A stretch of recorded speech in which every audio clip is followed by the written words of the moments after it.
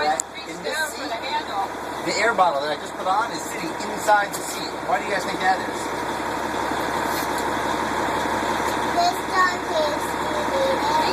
Well, that's right. We're going to need it, but the reason we put it in the seat is because we like to be belted while we're driving.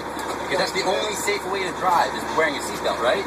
So what we can do is we can sit down, we can put on the seatbelt, and while we're sitting down, we can get into our air bottle. And when we get to the fire, all we have to do is stand up, and we're ready to go.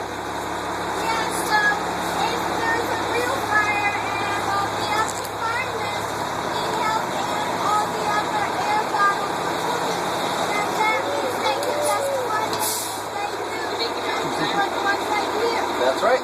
That's where we keep them. That's where everybody keeps them. Okay, let's take a look at the flashlights. You like the flashlights? All right. More flashlights? That was your light for 6 days. All right. So what happens when there's fire? What comes along with fire? Go ahead. It's dark and it's smelly. Well, the opposite is smoke. That's right. When there's fire, there is smoke. So what we use are flashlights. And when we turn them on, it lets us see through the smoke. We need to be able to see what we're doing. If we're looking for somebody or we're trying to find the fire, we have to use a flashlight. Smoke makes it very dark and very hard to see. We have a whole bunch of different kinds of flashlights. Now, does anybody have walkie-talkies at home? Yeah? This is like a super duper walkie-talkie. We call it a radio, and it allows us to talk to a whole bunch of different people. It allows us to talk to the dispatcher, and that's the person you heard over the loudspeaker, so we know where we're going, what we're supposed to be doing, and who else is coming with us. But once we get there, a lot of times fires are very, very big. Sometimes they're more than one house, sometimes it's a huge area.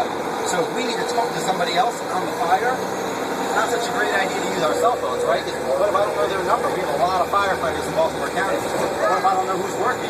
So I can use my radio, and I can call their radio. So I can say, hey, I need help over here on the side number 1. And they can all come on over and help me. So we never go anywhere without our radios. So now, let's take a look at some other stuff. You guys recognize this? Yeah, maybe somebody at your school might wear one of these. Why do we need these?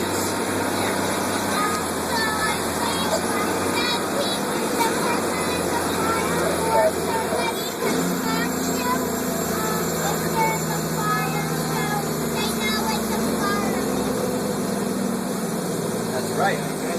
Well, we don't really wear these in fires, but sometimes we do work on the highways. We have a car crash, we have to work on the highways. You guys hear that? That's our engine. We're making that noise.